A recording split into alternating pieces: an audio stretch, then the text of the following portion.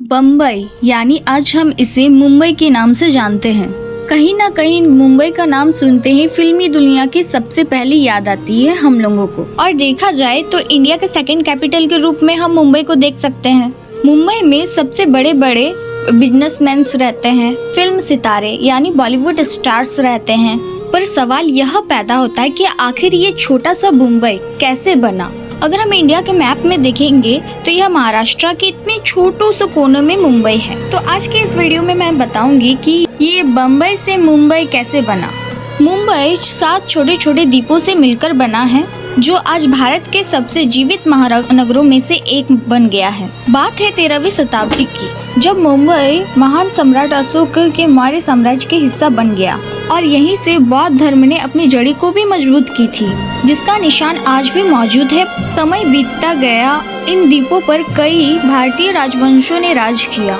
14वीं शताब्दी में इन द्वीपों पर गुजरात के सुल्तानों का शासन आया। इसी दौर 1431 में प्रसिद्ध हाजी अली दरगाह का निर्माण हुआ, जो आज भी समुद्र के बीचों बीच खड़ी होकर उस दौर की कहानी बताती है। इसके बाद पुर्तगालियों का आगमन और ब्रिटिश हुकूमत की शुरुआत हुआ। फिर आया वो वक्त जब समुद्र रास्ते से यूरोपीय शक्तियों ने दस्तक दी। 16वीं शताब्दी में पुर्तगाली यहाँ पहुँचे और इन 7 द्वीपों पर कब्जा कर लिया। उन्होंने ही बम्बोइया यानी अच्छी खाड़ी का नाम दिया, जो बाद में बदलकर बॉम्बे बन गया। लेकिन यह अच्छी खाड़ी जल्द ही हाथ बदल गई। सन 1661 में एक शाही शादी के तौर पर पुर्तगालियों ने ये द्वीप इंग्लैंड के राजा चार्ल्स द्वितीय को दहेज में दे दिए। 1668 में उन्होंने इन्हें मात्र 10 पाउंड प्रति वर्ष किराए पर ब्रिटिश ईस्ट इंडिया कंपनी को सौंप दिया। यहीं से मुंबई की किस्मत पलटी। ईस्ट इंडिया कंपनी ने इन द्वीपों की रणनीति को पहचान लिया। 1687 में उन्होंने अपना मुख्यालय सूरत से मुंबई स्थानांतरित कर दिया और इस तरह मुंबई एक महत्वपूर्ण व्यापारिक केंद्र के रूप में उभरने लगा। अगली सदी में मुंबई का कार्यकलाप होना शुरू हुआ। 1870 के बाद ब्रिटिश इंजीनियरों ने एक महत्वाकांक्षी परियोजना शुरू की, इन 7 द्वीपों को एक साथ जोड़ना।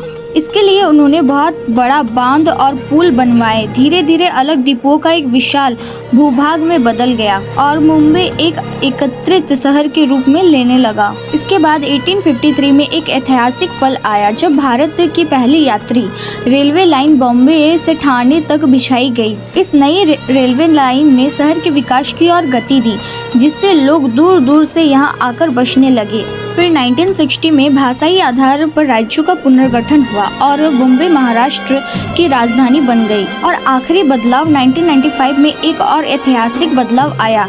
इस शहर को अपना प्राचीन और वास्तविक नाम वापस मिला। बॉम्बे का आधारिक तौर पर बदल कर मुंबई कर दिया गया, जो स्थानीय संरक्षक देवी मुंबा देवी के नाम पर आधारित है।